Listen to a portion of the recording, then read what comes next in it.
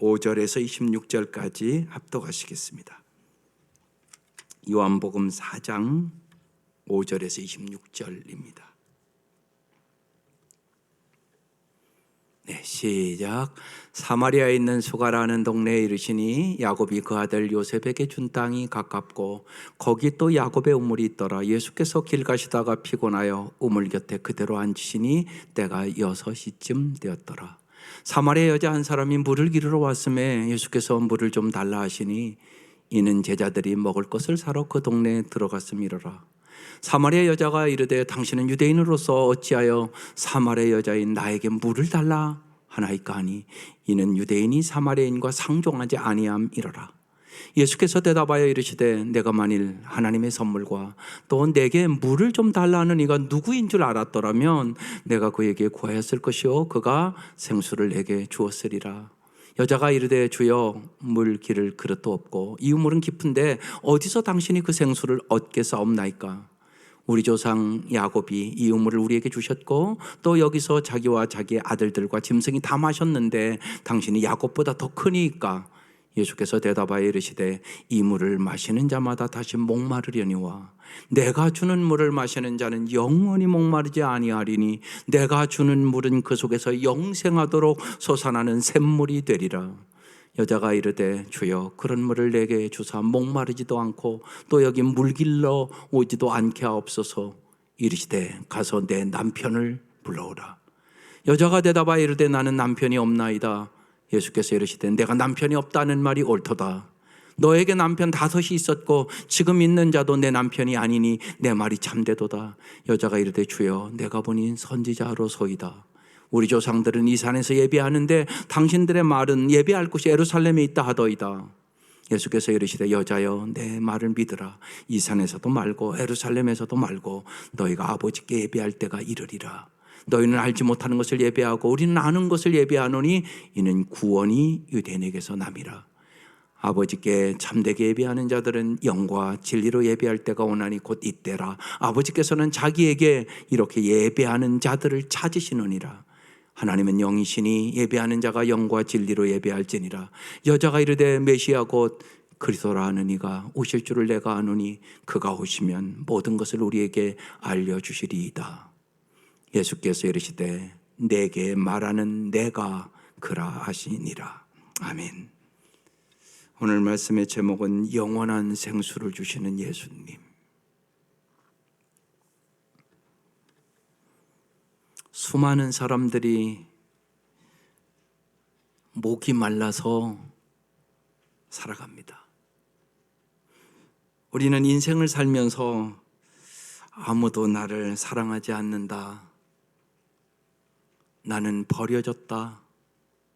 철저히 홀로 남았다는 생각이 드는 것은 얼마나 힘든 일인지 모릅니다.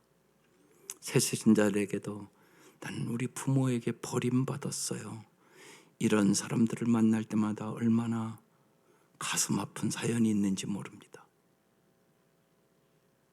우리는 유명한 가수나 배우들이 자살했다는 소식을 이따금 듣습니다. 그럴 때마다 저는 극단적인 선택을 한 그들의 외로움과 슬픔을 생각하게 됩니다. 오늘 말씀은 아주 철저한 외로움을 겪고 있는 사마리아에 사는 한 여인을 예수님이 찾아가서 만나주시고 외로움에서 구원해 주시는 이야기입니다. 대다수의 사람들이 겉으로는 멀쩡해 보여도 속으로는 이런저런 외로움을 품고 삽니다. 오늘 성령님께서 이 시간 역사해 주셔서 누구나 만나는 외로움을, 여러분의 인생의 결핍을 체험받을 수 있기를 주의 이름으로 축원합니다.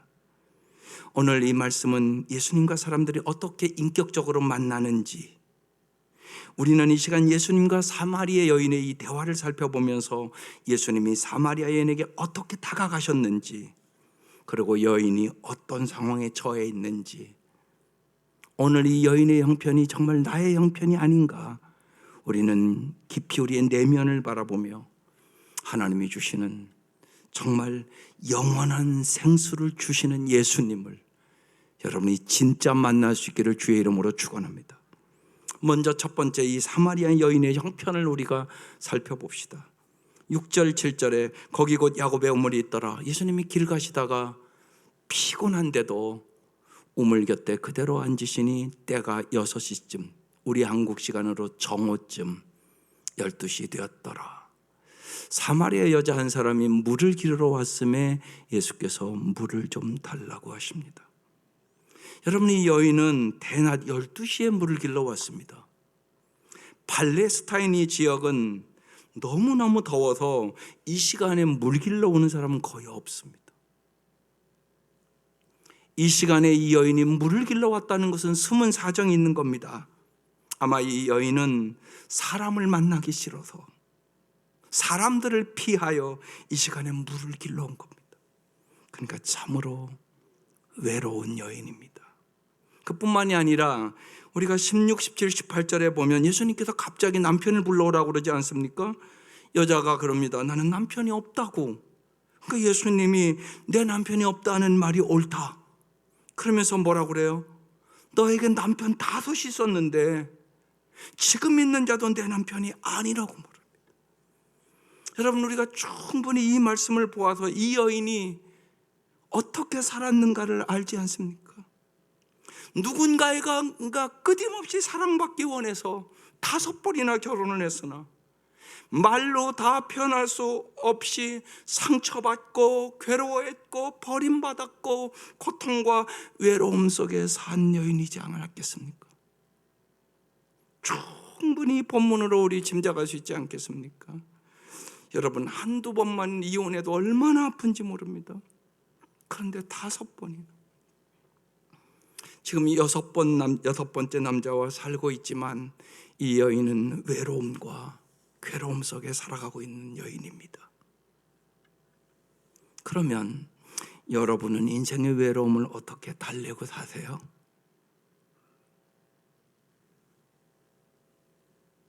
아내나 남편이나 그분들이 정말 여러분의 목마름을 해소해 줍니까? 더 예수를 모르는 사람은 날마다 술 마시는 분도 있습니다.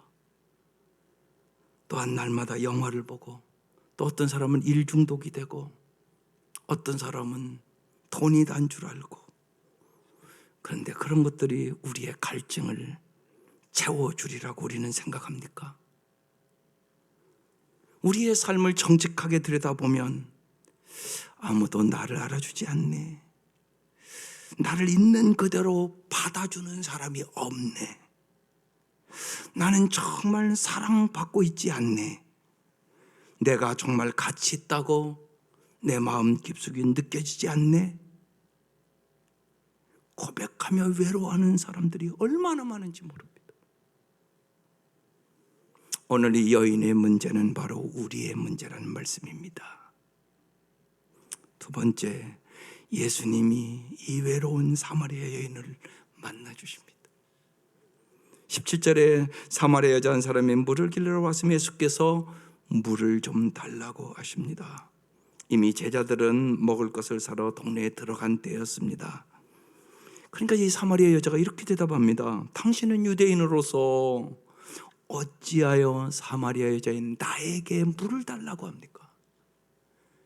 왜냐하면 이때 유대인과의 사마리아는 상종도 하지 않았습니다. 왜냐하면 이 유대인들은 이 사마리아인들을 아주 잡육, 아주 개 같은 존재라고 취급을 했어요. 그래서 상종을 안 했거든요. 예수님은 편견을 넘어서 이 사마리아 여인에게 다가오는 것입니다.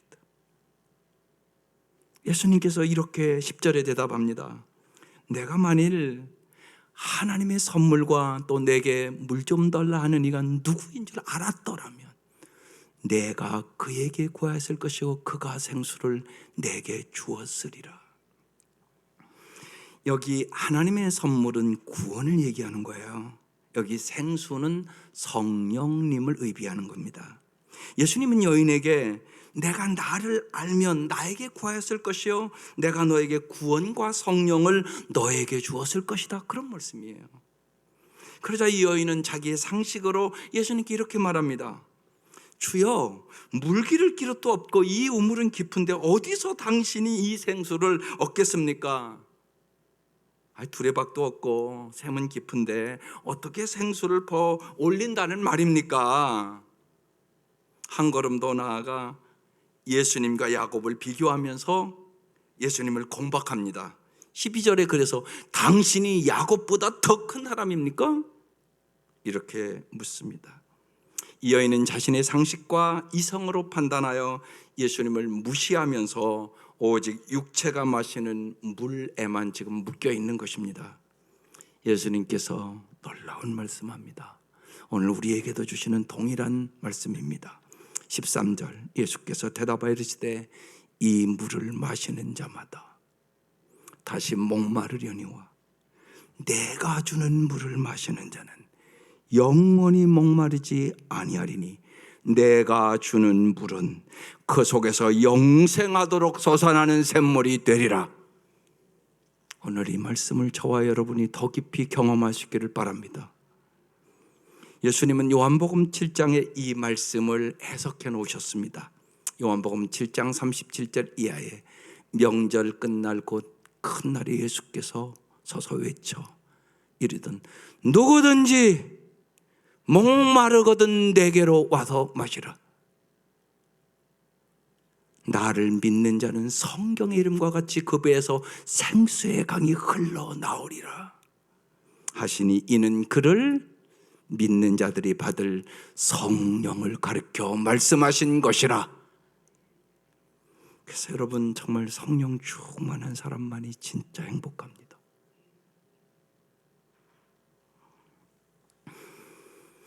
성령의 충만함을 받으면 생수의 근원이신 하나님과 함께하는 삶을 살게 되고 하나님의 통치와 은혜를 받으며 메마른 대지가 생명의 강물로 살아나는 것 같은 풍성한 삶을 경험하기 때문에 그렇습니다. 에레미야는 자기 백성의 비참한 삶의 원인을 이렇게 에레미야서 2장 13절에 말씀합니다. 참으로 나의 백성이 두 가지 악을 저질렀다. 하나는 생수의 근원인 나를 버린 것이고 또 하나는 전혀 물이 고이지 않는 물이 새는 웅덩이를 파서 그것을 샘으로 삼은 것이다. 이스라엘 백성이 생수의 근원인 하나님을 버리고 그들이 우상 숭배했다는 것입니다. 여자가 예수님의 말씀을 듣고 주여 그런 물을 내게 주사 목마르지 않고 또 여기 물길로 오지도 않게 하옵소서 이렇게 요구합니다. 그런데 이 본문의 말씀은 원어가 반어법의 표현입니다. 아니 세상에 한 번 먹고 평생 목마르지 않는 물이 어디 있단 말입니까? 그런 물이 있으면 어디 한번 줘봐요. 이런 이게 본문의 의미입니다. 예수님에 대해서 철저한 부정이요 어떻게 보면 모독의 물과 같이 지금 따지고 하는 말입니다. 여기서 우리는 예수님과 사마리아 여인의 이 대화를 잘 보셔야 합니다. 예수님은 먼저 여인의 1차적인 필요를 잘 아시고 대화를 시작합니다. 뭐라고요? 물 좀 달라고. 여인과의 대화가 시작됐고 예수님께서 육신의 물 말고 영원히 목마르지 않는 물을 주리라고 말씀하십니다. 여기서 우리는 예수님의 마음을 잘 아셔야 합니다. 예수님은 편견이나 선입견이 없이 누구와도 대화를 나누기를 원하시고 우리의 모든 삶의 목마름에 관심을 보이시고 누구에게나 영원히 목마르지 않는 생수를 주시기를 원하십니다. 그러나 우리는 언제나 당장 눈앞에 보이는 것을 달라고 합니다. 돈, 인정받기, 권력, 직장, 명예, 연인의 사랑, 성공을 우리의 1차적인 필요를 채워달라고 우리는 하나님 앞에 나옵니다. 그러나 예수님은 우리에게 먼저 더 중요하고 본질적인 것, 영원히 목마르지 않는 생수를 주시기를 원하시는 것입니다. 여자가 주여 그런 물을 내게 주사 목마르지 않고 또 여기 물길로 오지 않게 하옵소서 요구하자 예수님은 느닷없이 여자의 숨겨진 말하고 싶지 않은 그의 삶으로 들어갑니다. 예수님은 1차적인 필요로 섬세하게 인격적으로 그를 만나주시고 다음으로 그의 내면의 세계로 들어가는 것입니다. 예수님이 내면의 세계로 들어오십니다.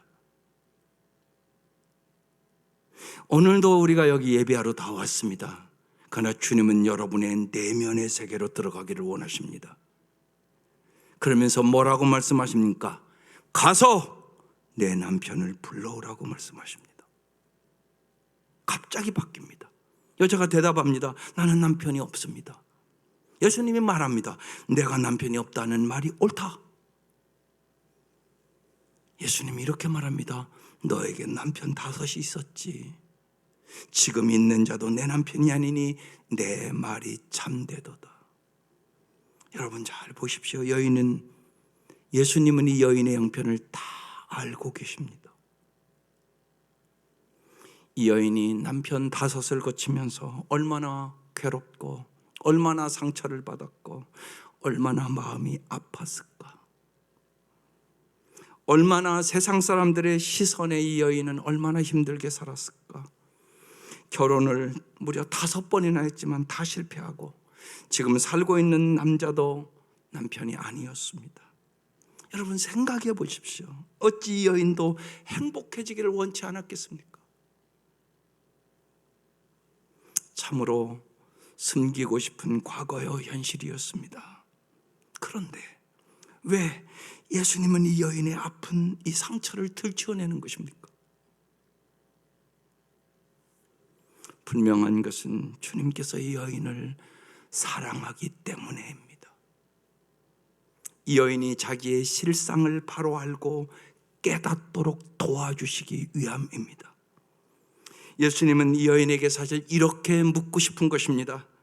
여인이여, 그대가 일생 동안 자신의 능력만 믿고 노력한 결과가 무엇이냐? 행복을 움켜쥐려고 당신이 그토록 몸부림친 대가는 과연 무엇이란 말이냐? 남편을 5이나 바꿔봤지만 행복을 찾았느냐? 그대는 남편을 5이나 떠나보내고도 아직도 자기 힘으로 살려고 하느냐? 예수님이 이렇게 묻고 있는 것입니다. 오늘도 예수님은 우리의 상황을 다 알고 동일하게 다가오셔서 우리에게 물으십니다. 우리는 1차적인 것, 눈앞에 보이는 것, 돈, 권력, 섹스, 힘, 성공, 어떤 필요를 채우려고 하나님을 찾습니다. 누구나 인간은 처음에 그렇게 찾습니다.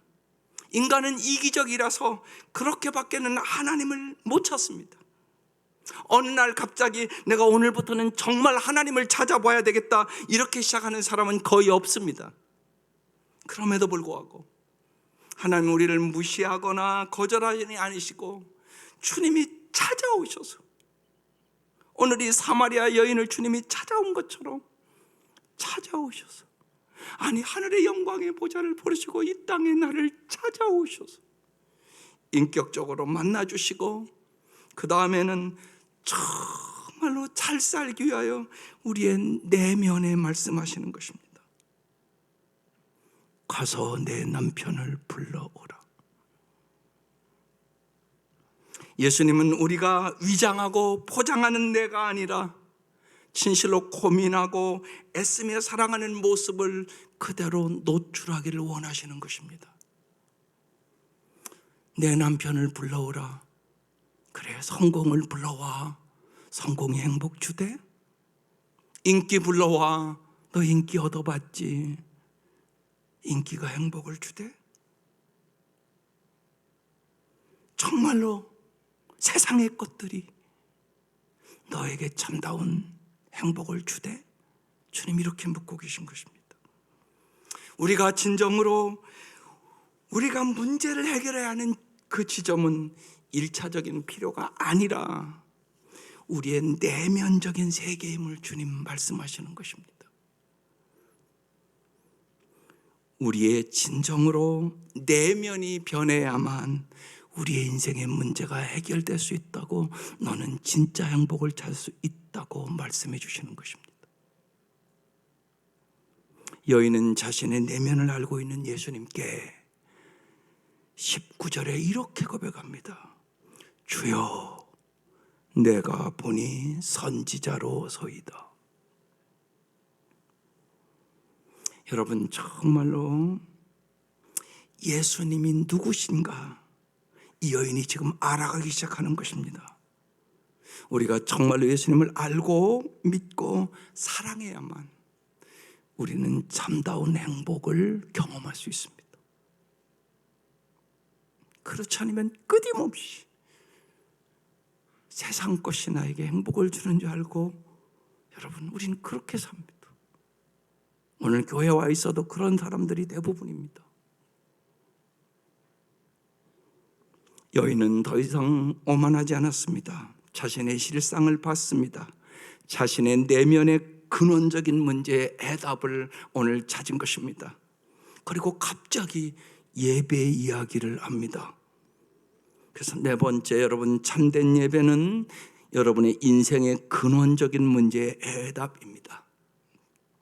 사마리아 땅 수가성에 비참한 인생을 살던 이 여인은 예수님을 인격적으로 만났습니다. 그리고 예배에 대하여 묻습니다.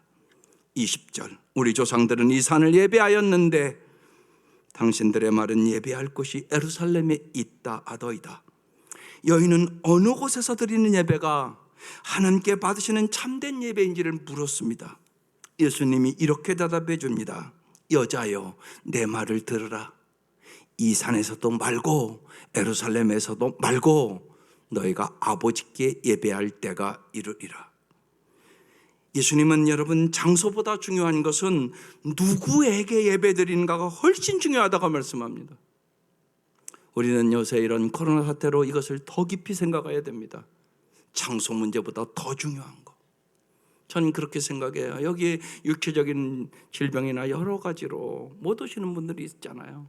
그런데 정말 여기 와서 드리는 것과 똑같이 여러분이 단정하게 정말 주님 앞에 정말 잘 예배 드리면 그 예배 받으신다고 저는 믿어요. 오늘 여기 그렇게 써 있잖아요. 지금요. 장소의 문제가 아니다. 정말 오직 하나님 아버지께 예배 드리냐가 중요하다. 그러면서 22절에 너희는 알지 못하는 것을 예배하고 우리는 아는 것을 예배하노니 이는 구원이 유대인에게서 남이라. 알지 못하는 것을 예배하는 것은 하나님을 향한 예배가 아니라 인간을 위한 인간의 행위에 불과하기 때문에 그런 겁니다. 구원이 유대인에서 난다는 이 말씀은 유대지파의 후손이고 다윗의 혈통을 이어받은 예수님을 통해 구원이 주어진다는 뜻입니다. 구원은 예수님에게서 난다 말씀하신 후 예수님은 그러면 어떻게 예배의 자세에 대해서 말씀하십니다. 23절, 아버지께 참되게 예배하는 자들은 참된 예배는 영과 진리로 예배할 때가 오나니 곧 이때라. 아버지께서는 자기에게 이렇게 영과 진리로 예배하는 자들을 찾으시느니라. 참된 예배는 영이신 하나님께 진리 안에서 예배를 드리는 것입니다. 곧 이때라. 예수님께서 이 땅에 오신 후 예수 안에서만 인간이 하나님께 영과 진리로 예배드릴 수 있다고 얘기하는 것입니다. 그러면서 24절에 하나님은 영이시니 예배하는 자가 영과 진리로 예배할지니라. 여기서 우리는 왜 하나님께 예배를 드려야 하는가? 즉 예배의 목적을 깨달아야 합니다. 예배란 무엇입니까? 살아계신 하나님과 인간이 인격적으로 관계를 맺는 것입니다. 전 오늘 이 말씀을 잘하는 말씀이고 수십 번 설교했을 것이라고 생각합니다. 그런데 이 사마리아 여인이 나라고 생각하니까 엄청나게 마음의 감동과 뜨거움과 눈물이 있었습니다. 예배를 드리는 목적은 회복된 하나님 아버지의 사랑의 관계를 지속하려는 것입니다. 영이신 하나님의 뜻을, 진리를 내가 분별하고 은혜를 베풀어 준 하나님 앞에 감사와 찬송과 영광을 돌리는 것이 예배입니다. 우리의 목마름과 추구를 근원적으로 해결하려면 표면적이고 일차적인 것으로는 불가능하고 하나님과 사랑의 관계를 맺어야만 우리는 정말로 행복한 삶을 살아갈 수 있습니다. 따라서 하나님은 영과 진리를 예배하는 자를 찾으신다고 말합니다. 우리가 예배당에서뿐만이 아니라 예배당 밖에서 영과 진리로 예배를 드려야만 우리는 근원적인 외로움을 이길 수가 있습니다. 자신의 실상을 깨닫는 이 여인이 예수님께 말합니다. 25절에 여자가 이르되 메시아 곧 그리스도라 하는 이가 오실 줄을 내가 아노니 그가 오시면 모든 것을 우리에게 알려주시리이다. 예수님께서 내가 메시아다 그렇게 말씀하십니다. 예수님은 자신을 나타내 주셨습니다. 여러분, 주님이 우리에게 계시해 주지 아니하시면 우리는 알 수 없습니다. 예수님은 하나님이 영과 진리로 예배하는 자를 찾으신다고 가르쳐 주시고 자신이 예배의 의미를 가르쳐 주는 메시아라고 말합니다. 이 여인은 예수님을 인격적으로 만났습니다.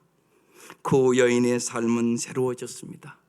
그의 삶에 정말 생수의 강이 흘러 넘치는 삶을 살게 된 것입니다.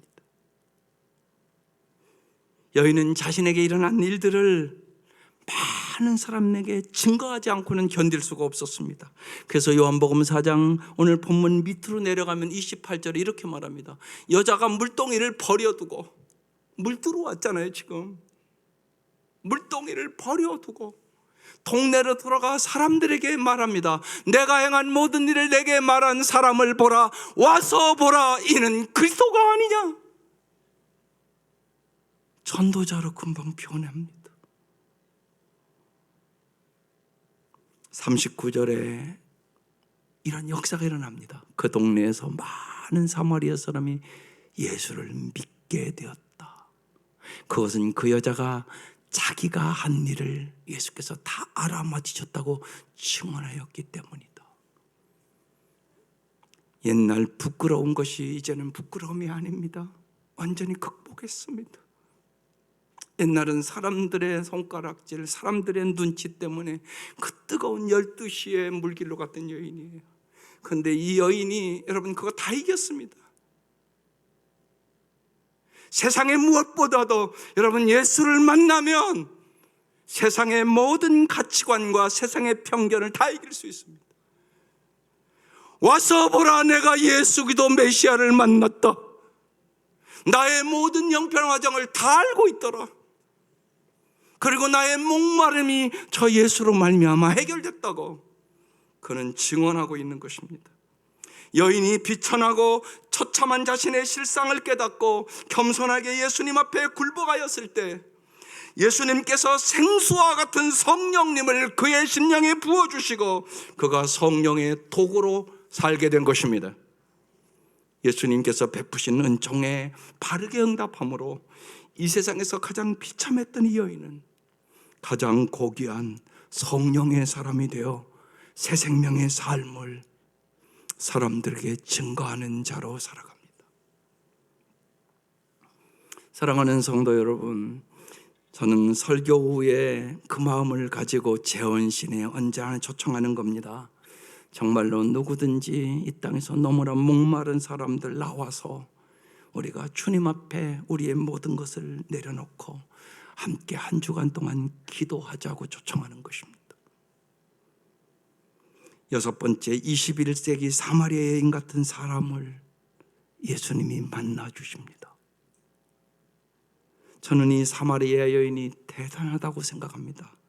그 이유는 많은 성도들이 성령님께서 함께 계심에도 불구하고 진실로 그분을 인생의 주인으로 중심에 모시고 그분의 지배 아래 새 생명의 삶을 구가하지를 못하고 세월을 허비하는 성도들이 많기 때문입니다. 그러나 이 여인은 예수님을 만난 지 몇 시간도 되지 않아서 성령의 사람으로 바뀌고 내가 메시아를 만났다고 사람들에게 증거하고 인생이 새로워지는 여인이 되었습니다. 저는 여러분의 목사로서 여러분으로 인해서 먼저 여러분의 아내가 참된 행복을 누리기를 간절히 소망합니다. 여러분 때문에 여러분 남편이 정말 구원받고 거듭나기를 기도합니다. 여러분의 영향을 받은 여러분의 자녀들이 진리를 깨닫고 진리 안에서 자유를 누리는 행복한 자녀들이 되기를 간절히 원합니다. 오늘도 예수님은 목마르고 숨겨진 외로움을 지닌 사람들을 만나 주십니다. 그리고 오늘도 동일하게 말합니다. 물 좀 달라. 주님은 여러분의 형편을 다 아시고 1차적인 필요, 여러분의 돈, 인정, 힘, 성공, 이성 이런 것을 다 알고 여러분을 인격적으로 만나 주십니다. 그리고 여러분의 필요로 시작을 해서 반드시 여러분의 내면으로 들어가셔서 남편을 불러오라고 얘기합니다. 남편도 돈도 성공도 참된 만족을 주는 것이 아니라고 말씀하시면서 내가 영원히 목마르지 않는 생수를 주겠다고 말씀하십니다. 내가 하나님의 사랑을 너의 마음에 부어주리라고 말씀하시는 것입니다. 여러분이 하나님의 사랑을 깊이 경험하는 만큼 여러분은 정말로 행복할 수 있습니다. 그래서 아까 여러분 예배 때 불렀습니다. 주님 한 분만으로 만족하네. 주 없이 살 수 없네. 그게 진짜 고백입니다, 여러분. 인생의 외로움은 삶의 여러분 단계마다 다가옵니다. 싱글일 때, 결혼했을 때, 아이를 가졌을 때. 요새 젊은 아이들은요, 아기 못 낳았을 때는 아기만 낳았으면 그러잖아요. 아기를 낳고서는요, 그 아이들을 이렇게 보살필 줄 몰라서 날마다 어머니들 출근하잖아요. 자기 혼자 애를 돌볼 줄을 모르는 거예요. 아기를 낳는데. 그러고 막 힘들어하고요. 막 우울증에 걸리는 사람이 엄청나게 많아요. 애를 낳는데 아이 때문에 외로워져요. 그뿐만이 아니잖아요. 우리의 인생에 정말로 나이가 들 때, 직장에서 엄청난 스트레스를 받을 때, 어제는 어느 분 만났는데 은행 지점장인데 그러대요. 우리 올해도 많은 사람이 이제 명퇴를 하는데 한결같이 어떡하지? 염려와 근심 속에 한결같이 한숨을 쉬더라고. 여러분, 이것이 모든 인간에게 오는 외로움이에요. 여러분에게도 동일하게 올 것이에요. 여러분 어떻게 해결하시려고 생각하십니까? 이게 오늘 말씀의 답이에요. 주님이 명확하게 얘기하는 거예요. 당신은 정말 영과 진리로 예배드리고 있습니까? 하나님이 당신과 함께 하시고 당신의 공급자가 되어주시고 당신의 보호자가 되어주시고 언제나 어느 형편에서 당신과 함께 하심을 당신은 경험하고 있습니까? 그 말씀이에요. 우리는 사마리아 여인처럼 진실로 예수님과 인격적인 관계를 맺고 하나님께 영과 진리로 참된 예배를 드릴 때 인생의 외로움과 결핍과 상처를 해결할 수 있다는 것이에요. 사람은 누구나 외로움과 결핍이 있습니다. 오늘 말씀을 통하여 우리는 영과 진리로 예배할 때만 외로움이 해결받을 수 있다는 확신을 가질 수 있기를 주의 이름으로 축원합니다. 우리의 가정과 일터에서 우리의 손에 닿는 모든 일에 오늘 우리가 드리는 이 주일의 예배에 향취가 배어나시기를 바랍니다. 내가 내리는 모든 결정이 하나님을 향한 예배여야 되고 내가 나누는 대화가 곧 기도와 찬송이 될 수 있기를 바랍니다. 이것이 하나님께서 우리에게 요구하시는 영과 진리의 예배요. 하나님은 오늘도 이런 예배자를 찾고 계시며 이와 같은 삶을 살 때 목마르지 않는 생수를 부어주시는 것입니다. 요즘 여러분의 마음이 하나님의 말씀을 알면 알수록 예배를 통하여 하나님께서 요구하신 대로 살면 살수록 그 은총에 감사하고 기뻐하고 전하고 싶고 예배 시간이 사모되고 신앙생활이 행복하십니까? 지난 주간에 어느 분이 요 간증을 그대로 했습니다. 요새는 예배가 너무 사모되고 말씀을 잘 듣고 싶어서 저절로 고개가 자꾸 이렇게 나오고, 그래서 제가 이 말씀을 계속 묵상하고 있었기 때문에 저분은 정말로 영과 진리로 예배드리는 사람이구나 그랬습니다. 영과 진리로 예배드리는 사람, 그분은 그랬습니다. 예수님 때문에 내가 너무너무 행복하다고. 내 형편과 사정을 볼 때는 세상 사람들이 나를 비웃을지 몰라도 나는 정말로 예수님 때문에 너무너무 요새 행복하게 산다고, 이렇게 행복한 적이 없었다고. 여러분, 이것이 영과 진리로 예배드리는 사람의 축복입니다.